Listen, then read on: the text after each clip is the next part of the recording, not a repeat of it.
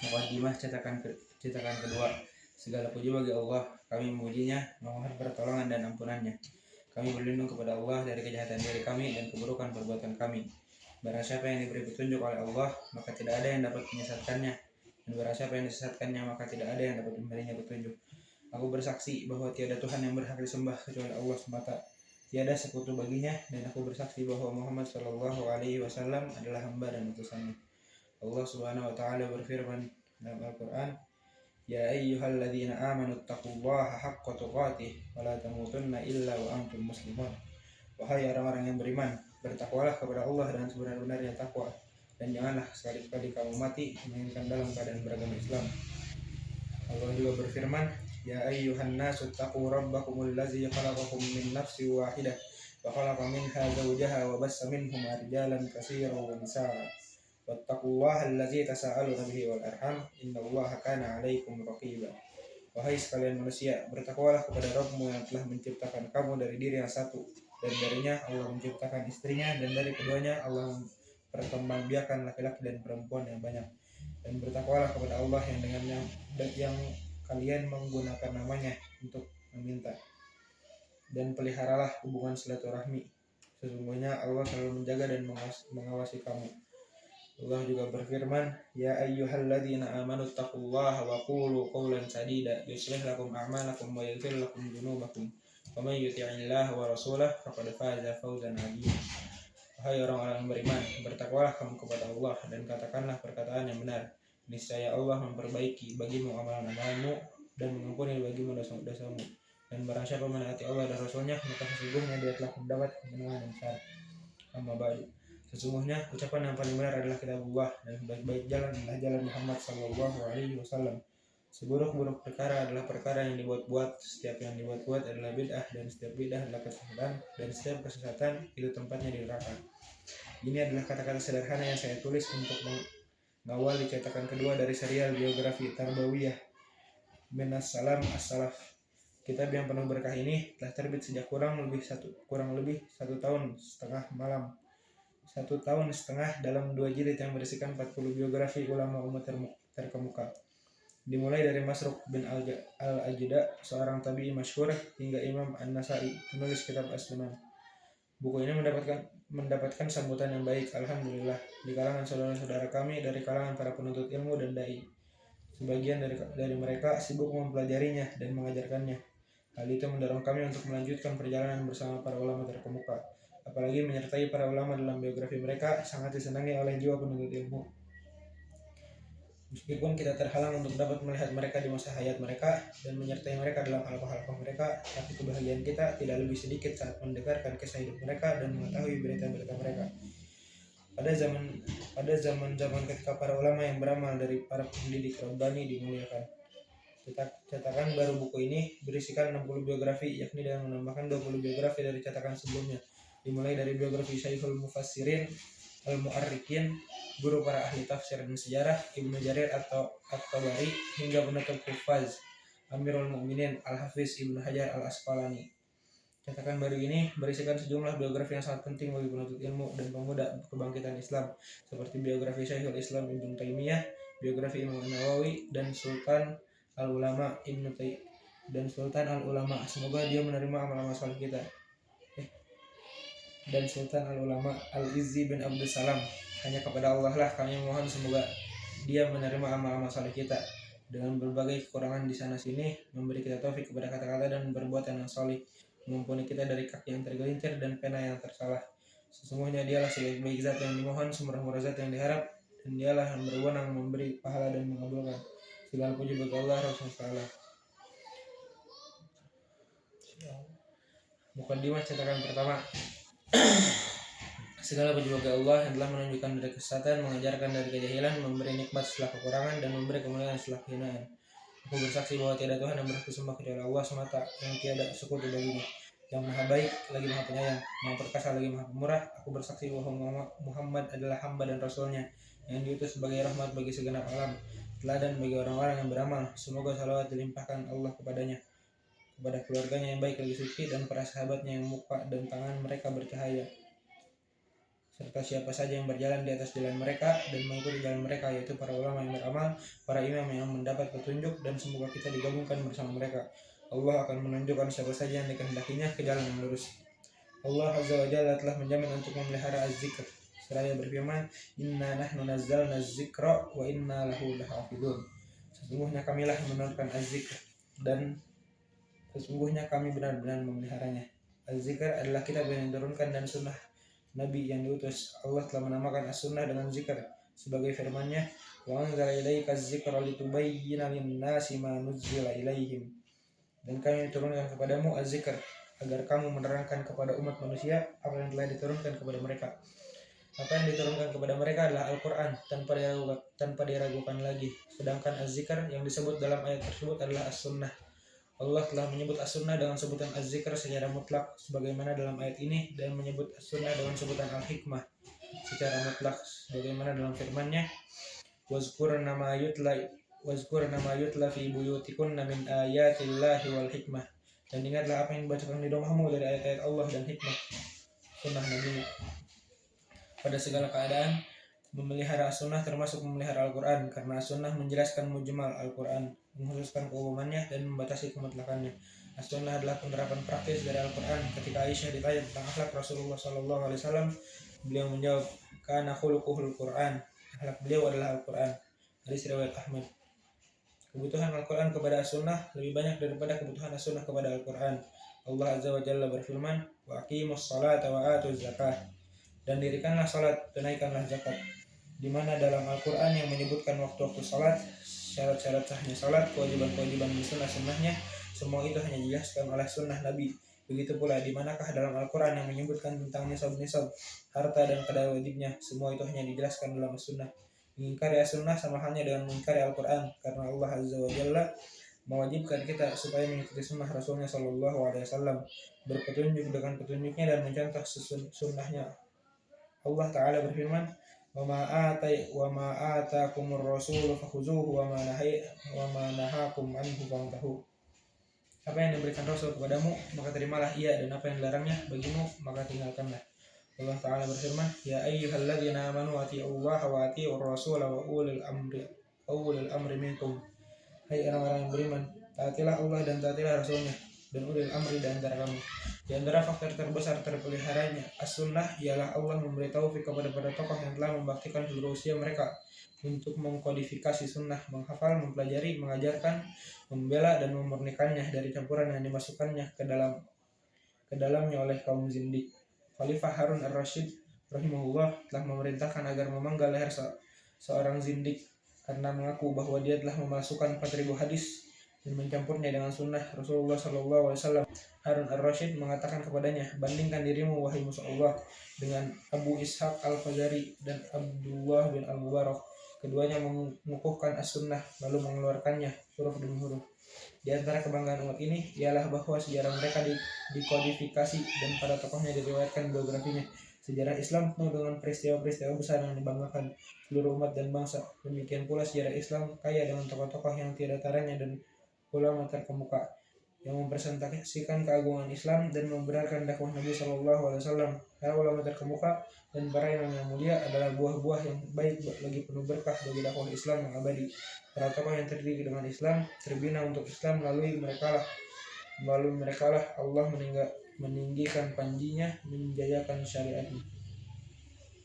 Karena itu betapa butuhnya para penuntut ilmu mengetahui nilai para ulama terkemuka. Pada masa-masa ketika rambu-rambu as-sunnah terkikis, petaka dan ujian merajalela, kemauan penuntut ilmu melemah dan manusia sibuk dengan perhiasan dunia, sehingga melupakan negeri pahala dan siksa, serta mereka tidak mengetahui faktor-faktor keluhuran dan kemuliaan di dunia dan di akhirat, merupakan ilmu yang bermanfaat dan amalan saleh. Para ulama adalah raja dunia, sebagaimana mereka adalah raja akhirat. Seorang laki-laki masuk ke kota Basrah, lalu dia bertanya, siapakah pemimpin kota ini? Mereka menjawab, Al-Hasan al-Basri. Dia bertanya, karena apakah dia menjadi pemimpin mereka? Mereka menjawab, mereka membutuhkan ilmunya, sedangkan dia tidak membutuhkan harta benda mereka. Sufyan bin Uyainah mengatakan, orang yang paling tinggi kedudukannya ialah orang yang berada di antara Allah dengan para hambanya, yaitu para nabi dan ulama. Sufyan Ats-Tsauri berkata, sesungguhnya hadis ini adalah kemuliaan. Barang siapa menginginkan dunia dengannya, maka dia mendapatkannya, dan barang siapa yang menginginkan akhirat dengannya, maka dia mendapatkannya. Ilmu dapat mengangkat derajat budak hingga mendudukannya di majelis para raja. Muslim meriwayatkan dalam sahihnya dari hadis Az-Zuhri dari Abu At-Tufail bahwa Nafi bin Abdul Haris mendatangi Umar bin Al-Khattab di Isfan. Sementara Umar telah mengangkatnya sebagai gubernur bagi penduduk Makkah. Umar bertanya kepadanya, "Kepada siapa engkau mewakilkan untuk memimpin penduduk lembah?" Dia menjawab, "Aku mewakilkan Ibnu Abza untuk memimpin mereka." Umar bertanya, "Siapakah Ibnu Abza?" Dia menjawab, "Dia adalah pembaca penghafal kitabullah, pandai tentang faraid, ilmu tentang hukum waris." Umar menimpali, "Ketahuilah, sesungguhnya Nabi kalian sallallahu alaihi wasallam bersabda, Innallaha yarfa'u bihadzal ilmi aqwaman wa yada'u bihi akharin." Sesungguhnya Allah meninggikan beberapa kaum dengan ilmu ini dan merendahkan beberapa kaum lain dengannya. Ibrahim Al-Harbi mengatakan, Atha bin Abu Rabah adalah budak hitam kepunyaan seorang wanita dari Makkah dan hidungnya pesek. Suatu hari Sulaiman bin Abdul Malik, Amirul Mukminin, bersama kedua putranya datang kepadanya saat dia sedang sholat. Maka mereka duduk menunggu. Ketika telah selesai salat, dia berpindah mendekat kepadanya. Mereka tidak henti-hentinya bertanya kepadanya tentang manasik haji, sedangkan dia memalingkan tengkuknya kepada mereka. Kemudian Sulaiman berkata kepada kedua putranya, "Berdirilah." Keduanya berdiri. Dia mengatakan, "Wahai kedua putraku, janganlah kalian merasa risih dalam mencari ilmu. Sesungguhnya aku tidak akan melupakan kehinaan kami di depan budak hitam itu."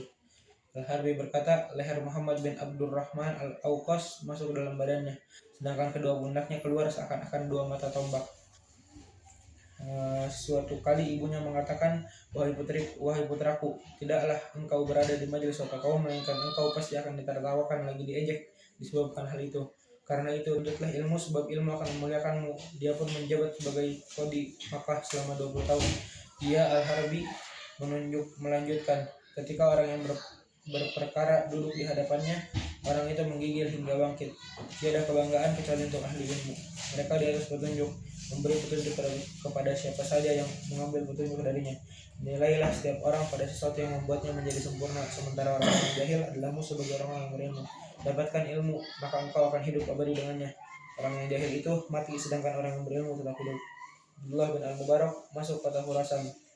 Maka keluarlah ribuan penuntut ilmu untuk menyambutnya. Melihat hal itu, ibu dari anak Walad milik Khalifah Harun Ar-Rasyid bertanya tentangnya. Maka dijawab, "Ini adalah Abdullah bin Al-Mubarak, ahli hadis Khurasan." Dia pun menimpali, "Inilah kerajaan yang sebenarnya, bukan kerajaan Harun." Al-Hafiz Al-Khatib Al-Baghdadi meriwayatkan dengan sanadnya dalam Syaraf Ashab Al-Hadis dari Yahya bin Akhtam. Dia mengatakan, Ar-Rasyid bertanya kepadaku, "Apa kedudukan yang paling mulia?" Aku menjawab, "Kedudukan yang kau dapati, wahai Amirul Mukminin." Dia bertanya, "Apakah engkau tahu yang lebih mulia daripadaku?" Aku menjawab, "Tidak." Dia mengatakan, "Tetapi aku mengetahuinya, yaitu seseorang yang mengatakan dalam halaqah, Fulan menceritakan kepada kami dari Fulan." Dia mengatakan, Rasulullah SAW bersabda, "Aku katakan, wahai Amirul Mukminin, apakah dia lebih baik daripadamu, padahal engkau adalah keturunan paman Rasulullah SAW dan pemimpin kaum muslimin?" Dia mengatakan, "Ya, celaka kamu, orang itu lebih baik daripadaku, karena namanya senantiasa beriringan dengan nama Rasulullah SAW.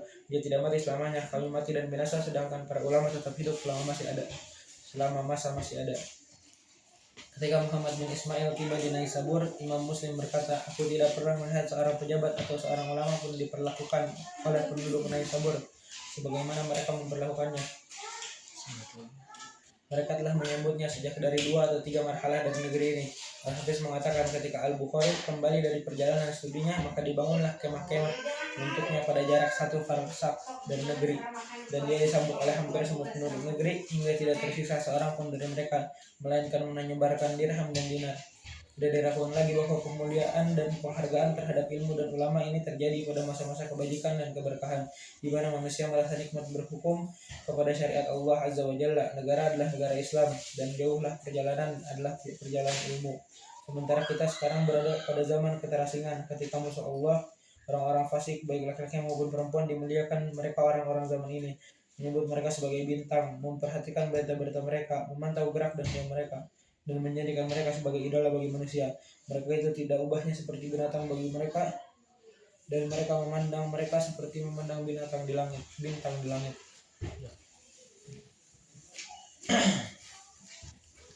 Orang yang bahagia menurut mereka adalah orang yang mengikuti jejak mereka, berjalan di atas jalan mereka, dan mengikuti petunjuk mereka. Tidak diragukan lagi, ini adalah di antara tanda-tanda kesengsaraan dan di antara sebab-sebab keburukan dan malapetaka.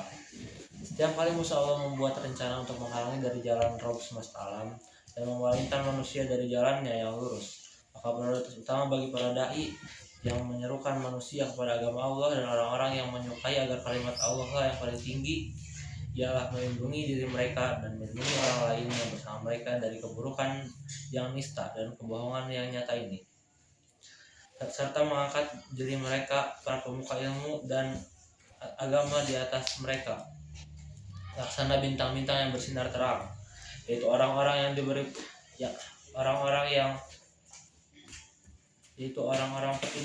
yang petunjuk mereka diikuti dan jalan mereka ditempuh baik oleh anak-anak muda ataupun orang-orang dewasa. Tidak diragukan lagi bahwa mempelajari biografi ulama terkemuka dan orang-orang yang memiliki keutamaan menghasilkan sejumlah faidah, di antaranya mendidik para pemuda kebangkitan Islam sebagaimana para ulama terkemuka terdidik, sehingga tersulam sesuai metode mulia, menempati tempat-tempat kebajikan dan memberikan kebaikan, sehingga kisah hidup mereka bisa dibaca oleh orang-orang yang tidak melihat rupa mereka secara langsung, dan kebaikan-kebaikan mereka bisa disaksikan oleh orang-orang yang tidak hidup semasa dengan mereka, sehingga dia mengetahui kedudukan dan martabat mereka. Lantas dia bersungguh-sungguh dalam pencarian agar bisa menyusul mereka dan berpegang teguh dengan petunjuk mereka. 2. Pada seorang muslim akan berhimpun rangkuman pengalaman, cari pemikiran dan pendirian, lalu dia berpegang pada yang baik dan bersungguh-sungguh dalam pencarian, seakan-akan dia menghimpun umur orang lain kepada yang lain. Jika manusia mengetahui berita yang telah lalu, niscaya engkau berpadu raga salah bahwa dia telah hidup dari awal masa. Engkau menilainya benar-benar hidup di akhir usianya. Ulama. Ternyata dia telah mengabadikan nama yang indah. Sungguh hidup di setiap masa. Siapa yang alim, penyantun, lagi pemurah, maka carilah manfaat sejak usia muda. 3. Mengetahui kemuliaan ilmu dan pengembangannya. Jika para pedagang telah menyibukkan diri mereka dengan perdagangan dan para raja telah menyibukkan diri mereka dengan berbagai urusan kerajaan, maka ulama telah menyibukkan diri mereka untuk menjaga agama Allah, menyebarkan syariatnya, dan menghidupkan sunnah Rasulnya. Pelita-pelita agama Allah berusaha dibawa oleh para tokoh. Lewat mereka lah hadis Muhammad menjalani hidup. Mereka membawa asar dari semua orang alim yang terpercaya, jujur, mulia, lagi ahli ibadah. Pakaian mereka adalah cahaya berkilauan, seakan-akan pelita ahli ibadah di tengah masjid, yang dibawa kepada orang-orang yang mengerti tentang fikih dan orang-orang yang menyusun hukum-hukum dari setiap yang beramal. 4. Para muslim semakin mencintai ulama terkemuka. Nabi Muhammad SAW bersabda, "Almar'u ma'aman ahab." Seorang itu bersama siapa yang dicintainya. Maka beruntunglah bagi siapa saja yang mencintai orang-orang yang memiliki ilmu dan kemuliaan yang abadi. 5. Menyebarkan ilmu mereka, memetik fikih mereka, dan mengambil pelajaran dan saran dan nasihat dari mereka. 6. Rahmat-rahmat akan turun ketika mengenang orang-orang yang saleh. 7. Kita menempatkan diri kita pada kedudukan yang sesuai dengan mempelajarinya. Sebagaimana sebagian dari mereka berkata, apabila salaf disebut-sebut, maka kami akan merasa diri kami hina. Yang ke-8. Kita berada pada zaman-zaman yang jauh dan terbelakang, di mana para ulama yang beramal sangat sedikit. Maka mempelajari biografi para ulama terkemuka dan para imam mulia akan dapat menggantikan kekurangan ini dan menambal kefakiran ilmu ini. Sesuatu yang bisa dipetik oleh penuntut ilmu hadis, yaitu mengetahui ketingkatan para ulama terkemuka itu dan mengetahui siapa saja guru dan murid mereka. Ke-10. Membaca budiman mungkin akan terperbaharui kemauannya, lalu berusaha menyusul walaupun hanya pada betis kaum itu, atau mendapati bekas dari debu mereka. Jika engkau terkagum-kagum dengan sifat seseorang, Maka jadikanlah dirimu dengan sifat-sifat itu, niscaya engkau akan jadi niscaya engkau seperti sosok yang mengagumkanmu, bukan di atas derma dan kemurahan. Jika engkau mendatanginya, ada penghalang yang menghalangimu. Ini adalah serial biografi Tarbawi yang telah berhasil dipilih berita-beritanya dengan perhatian khusus, dengan harapan bagi para pemuda Islam terdidik di atas perkara itu. Saya memulai biografi ini dengan menyebutkan nama ulama dan menjulukan mereka, waktu dan tempat kelahiran mereka, serta tempat tinggal mereka. Jika saya mendapati sesuatu dari sifat-sifat fisik mereka, maka saya akan menyebutkannya agar pembaca yang budiman membayangkan sosok syekh yang dimaksud, sehingga seakan-akan dia terlibat dalam biografi tersebut, belajar darinya, senang dengannya, dan semakin cinta kepadanya. Kemudian setelah itu, saya menyebutkan pujian para ulama kepadanya agar diketahui kedudukan dan derajatnya. Kemudian saya memberikan perspektif sesuai dengan keistimewaan para ulama tersebut tentang zuhud, wara, ibadah, rasa takut, dan mengikuti as-sunnah. Saya menyebutkan strata ulama tersebut dengan menyebutkan guru-guru mereka dan murid-murid mereka. Saya juga menyebutkan sebagian dari pernyataan mereka. Kemudian saya menyebutkan tanggal wafat mereka. Saya memberikan perhatian khusus kepada imam fikih, para tokoh mazhab yang menjadi panutan. Demikian pula para imam hadis, para imam al-jarh wa ta'dil, dan para imam zuhud dan ibadah, yaitu orang-orang yang memiliki kelulusan ilmu dalam as-sunnah. Sebagian biografi ini telah dipublikasikan dalam risalah-risalah tersendiri dan mendapatkan sambutan yang baik, alhamdulillah, dari saudara-saudara kami, para penuntut ilmu, juga masyarakat luas. Inilah yang memotivasi kami untuk melanjutkan serial yang penuh berkah ini. Kami susun biografi ini berdasarkan tahun wafat pelakunya, dan kami himpun pada setiap bagian-bagian dari buku ini sebanyak 30 biografi untuk memudahkan kepada saudara-saudara kami. Setelah saya memotong pembahasan yang panjang lebar, ternyata bukan suatu yang mudah mengemukakan biografi para ulama itu. Saya juga mengemukakan biografi sebagian sahabat, yaitu 10 orang yang telah diberi kabar gembira dengan surga. Tidak diragukan lagi bahwa para sahabat adalah para imam dari para salaf terdahulu. Tetapi karena tingginya kedudukan mereka dibandingkan orang-orang sesudah mereka dan ketinggian derajat mereka, maka saya akan menyendirikan mereka dalam buku serial tersendiri. Sebagaimana nasihat dari saudara kami yang mulia Syekh Abu Ishaq Al-Huwaini, saya menambahkan serial biografi sahabat dengan judul Min A'lam Ashabah, sebagian tokoh sahabat. Sementara serial ini serial ulama salaf dan kalangan tabi'in dan ulama sesudah mereka, diberi nama Min A'lam As-Salaf, sebagian tokoh salaf. Saya memohon kepada Allah yang Maha Kaya lagi Maha Pemurah agar menerima amal-amal saleh kita, memaafkan segala kekurangan dan kelalaian dalam perbuatan dan umur kita, serta memberi pahala yang banyak dari karunia dan kemurahannya. Segala puji bagi Allah Rabb semesta alam.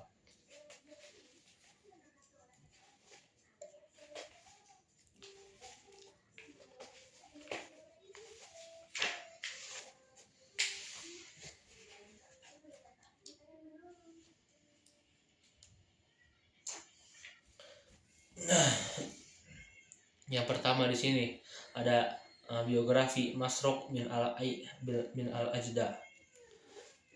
Inilah biografi pertama dari serial biografi pendidikan. Biografi 60 ulama Ahlus Sunnah yang dimaksudkan untuk mendidik para pemuda kebangkitan Islam. Bagaimana para ulama terkemuka dan para imam mulia dididik berupa zuhud, wara, kafaf, rasa cukup, giat ibadah, dan takut, sehingga mereka tergembleng di atas keserasian yang mulia, menempati kedudukan kebijakan, dan gemar memberikan kebaikan. Beliau ini adalah salah seorang tokoh tabi'in, salah seorang imam yang beramal. Masruq bin al-Ajda al-Hamadani. Beliau sempat bergurau kepada para ulama dari kalangan sahabat. Abdullah bin Mas'ud, Ali, dan Aisyah. Beliau adalah seorang yang memiliki sifat zuhud, wara, dan kegiatan beribadah. Semoga Allah merahmatinya. Beliau adalah teladan yang baik yang dengannya kita mengawali serial biografi yang penuh berkah ini. Semoga Allah menerima semua ketaatan kita dan mengumpulkan kita bersama-sama para ulama kita yang mulia di derajat yang tertinggi. Semoga salawat, salam, dan keberkahan senantiasa terlimpah kepada orang yang diutus sebagai rahmat bagi semesta alam, dan kepada keluarganya yang baik-baik, serta para sahabatnya yang cemerlang wajah dan tangan mereka. Segala puji bagi Allah, Rabb semesta alam. Yang pertama, nama dan kelahiran Masruq rahimahullah. Nama beliau adalah Masruq bin Al-Ajda Al-Hamadani Al-Wa'di Abu Aisyah Al-Kufi, yang silsilah nasabnya secara lengkap ialah Masruq bin Al-Ajda bin Malik bin Umayyah bin Abdillah bin Murr bin Salman, dan ada yang mengatakan Salman bin Ma'mar bin Al-Harith bin Sa'id bin Abdullah bin Wadi'ah. Al-Hafidh Abu Bakar Al-Khatib mengatakan konon dia pernah dicuri saat masih kecil, kemudian ditemukan lalu diberikan nama Masruq. Dalam bahasa Arab, nama Masruq ini berarti orang yang dicuri, dan ayahnya Al-Ajda telah masuk Islam. Kelahiran Masruq rahimahullah. Tidak ada satupun ulama yang menulis biografinya menegaskan sepanjang pengetahuan saya tentang tanggal kelahirannya. Hanya saja mereka menegaskan bahwa dia wafat pada tahun 62 atau 63 Hijriah. Harun bin Hatim menurutkan dari Al-Fadl bin Amr, ia meninggal dalam usia 63 tahun. Dengan demikian, kelahirannya pada tahun pertama Hijriah atau 1 tahun sebelum Hijriah. Wallahu a'lam. Yang kedua, pujian para ulama kepada Masruq rahimahullah. Dari Malik bin Mighwal, dia mengatakan, aku mendengar Abu As-Safar tidak hanya sekali mengatakan tidak seorang wanita Hamadani pun yang pernah melahirkan orang seperti ibu Masruq. Dari Amir Asy-Sya'bi, dia mengatakan, aku tidak mengetahui ada seorang pun yang lebih giat dalam menuntut ilmu di berbagai ujung penjuru bumi daripada Masruq. Dari Mansur bin Ibrahim, dia mengatakan para murid Abdullah bin Mas'ud di sini yang dimaksud, yang membacakan ilmu kepada manusia dan mengajarkan sunnah kepada mereka adalah Al-Qamah, Al-Aswad, Baidah, Masruq, Al-Harith bin Qais, dan Amr bin Syurabil. Asy-Sya'bi berkata, ketika Abdullah bin Ziyad tiba di Kufah, dia bertanya, siapakah orang yang paling mulia? Mereka mengatakan kepadanya, Masruq. Ibnu Al-Madini mengatakan, aku tidak mendahulukan seorang pun yang pernah salat di belakang Abu Bakar dibandingkan Masruq. Ahmad bin Hanbal berkata, Ibnu Uyainah berkata, Masruq masih hidup sepeninggal Al-Qamah, dan tidak seorang pun yang lebih diutamakan daripadanya. Dari Ibnu Abjar, dari Asy-Sya'bi, dia mengatakan, Masruq lebih tahu tentang fatwa dibanding Syuraih, dan Syuraih biasa meminta pendapat kepada Masruq. Yahya bin Ma'in berkata, Masruq adalah seorang yang thiqah, tidak perlu ditanya lagi orang semisalnya. Utsman bin Sa'id pernah bertanya kepada Yahya tentang Masruq dan Urwah perihal keduanya dari Aisyah. Maka dia tidak meminta untuk memilih, yakni keduanya adalah orang-orang yang thiqah. Ibnu Sa'id berkata, dia adalah seorang perawi yang thiqah dan dia memiliki hadis-hadis yang bagus. Al-Ijli berkata, dia adalah tabi'in yang thiqah, salah seorang murid Abdullah yang biasa membacakan ilmu kepada orang-orang dan memberi fatwa. Dia adalah orang yang baik, orang yang giat dalam melaksanakan sholat sehingga kedua telapak kakinya bengkak. Abu Nu'aim berkata, di antara mereka ada yang alim mengenai Rabbnya, larut dalam kecintaan kepadanya, mengingat dosanya, dikenal dalam keilmuan, dipercaya menjaga amanat, dan ulet dalam beribadah kepada Allah. Dia adalah Abu Aisyah yang bernama Masruq.